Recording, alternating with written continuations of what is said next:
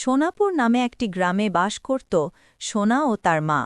সোনার বাবা কয়েক বছর আগে মারা গিয়েছে। সোনার বাবা মারা যাওয়ার পর সোনার মা তাদের দোকান চালাত। একদিন দুপুরে সোনার মা বাড়ি ফিরছিল, তখন হঠাৎ করে একটি গাড়ি এসে তাকে চাপা দেয়। তার মাকে হাসপাতালে নিয়ে যাওয়া হলো। আপনার মাকে বাঁচাতে হলে 2 দিনের মধ্যে 1 লাখ টাকা জোগাড় করুন। একদিনের মধ্যে এত টাকা কোথায় পাব? যাই, একটু চাচার বাড়ি থেকে ঘুরে আসি।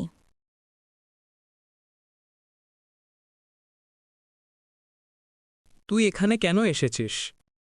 আমার মায়ের চিকিৎসার জন্য 2 লাখ টাকা লাগবে, যদি দয়া করে দেন। আমার কাছে কোনো টাকা নেই, তুই এখান থেকে যা। আই মেয়ে, তুমি বনে কি করছো? আমার মায়ের চিকিৎসার জন্য 1 লাখ টাকা লাগবে, কিন্তু কোথাও পাচ্ছি না। কি করব? আমার কাছে 1 লাখ টাকা আছে, তুমি রেখে দাও, তোমার মায়ের চিকিৎসায় খরচ করো। আপনাকে অনেক ধন্যবাদ। এভাবে সোনা তার মায়ের চিকিৎসা করল।